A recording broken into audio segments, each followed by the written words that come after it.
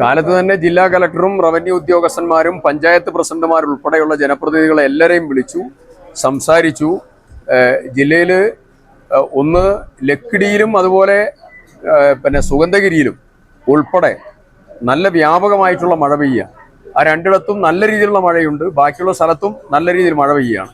താഴ്ന്ന പ്രദേശങ്ങളിൽ വെള്ളം കൂടുന്നുണ്ട്, കബനിയിലെ വെള്ളം കൂടുന്നുണ്ട്. ഒന്ന് കബനി ക്രമാതീതമാവുകയാണെങ്കിൽ ബീച്ചനഹള്ളിയിൽ നിന്ന് പിന്നെ വെള്ളം കൂടുതലെടുക്കാനുള്ള ഏകോപന പ്രവർത്തനങ്ങൾക്ക് നീങ്ങാനുള്ള നടപടി അതും സ്വീകരിച്ചിട്ടുണ്ട്. കലക്ടറുമായും അതുപോലെ കർണാടക സർക്കാരുമായി ബന്ധപ്പെട്ടതായിരിക്കുന്ന ഏകോപനവും ആ കാര്യത്തിൽ നടത്തിയിട്ടുണ്ട്.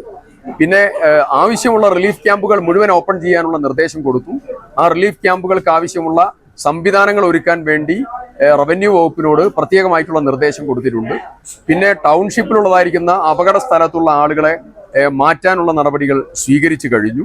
താഴ്ന്ന പ്രദേശത്തിലുള്ള ആളുകളെ ക്യാമ്പിലേക്ക് മാറ്റാനുള്ള നടപടികൾ സ്വീകരിച്ചു കഴിഞ്ഞു.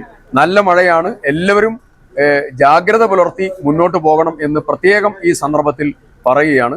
കള്ളാടിയിൽ മണ്ണിടിഞ്ഞ സ്ഥലത്ത് ചെറിയൊരു ഇടിച്ചിൽ ഉണ്ടായിട്ടുണ്ട്. അതുകൊണ്ട് അവിടെയും ഒരു നിയന്ത്രണത്തിൽ പോകാനുള്ള തീരുമാനം എടുത്തിരിക്കുകയാണ്. ഓരോ സമയത്തും ഇതിന്റെ വിഷയങ്ങൾ, മഴയുടെ കെടുതികൾ അവലോകനം ചെയ്താണ് നിലവിൽ മുന്നോട്ട് പോകുന്നത്.